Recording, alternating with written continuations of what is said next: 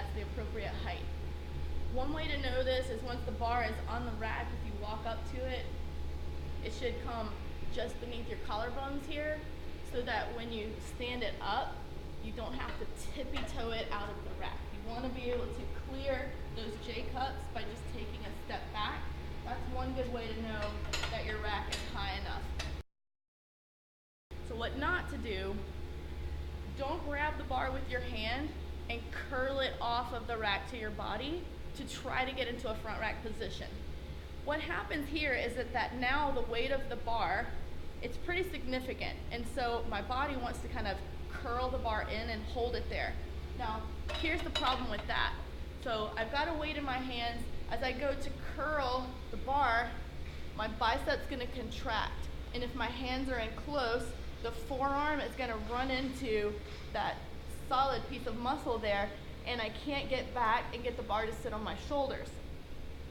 So instead of picking the bar up and curling it to you, you're gonna leave it sitting on the rack. Let the rack support the weight of the bar as long as you can. You're gonna get into position, and then when you actually lift the bar off of the rack, you're gonna be doing it with your legs.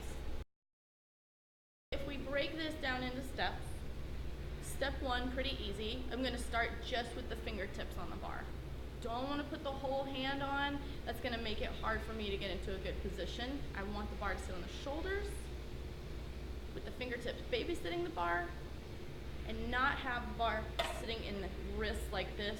It's gonna feel like your wrist is snapping off if you do this. So this is not only you're having the bar in your hand, but also elbows too low.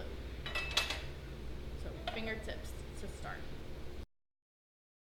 Step two, walk forward and just make sure, so I still have my fingertips on the bar here now, because the bar is being supported by the rack, I have the flexibility to adjust.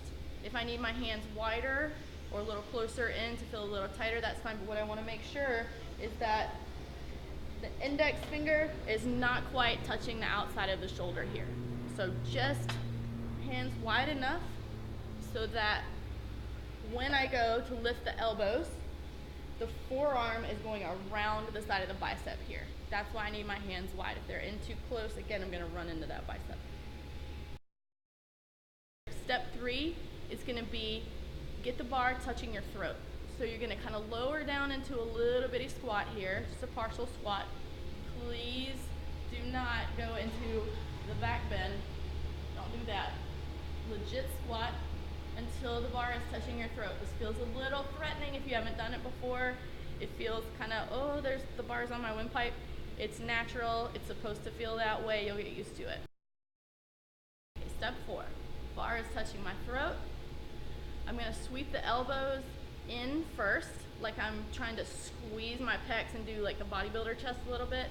And then the elbows are going to lift up, just the elbows, so that when I do, now my delts, my shoulder muscles, have made a little meat shelf for the bar to sit on. The bar is not sitting in my hands, right? The fingertips are just babysitting it. It's really sitting on my body. Now, I've been doing this a long time, so I can pretty easily get in and out of that, but this might feel like a pretty extreme position to a lot of people if you're just starting it. But what you should feel is that when you squeeze the elbows in and up, the bar lifts off of the rack. So I feel the lift off. Now I'm ready to stand up, walk out of the rack, set up for my squat, making sure as you go down that the elbows stay squeezed in and up. You might want to refocus on that. This is the last thing that you do before you sit down into your squat. You're going to come back up. To re-rack it, you're going to walk, walk, walk, walk, walk. Keep walking until you feel the bar hit the uprights on both sides.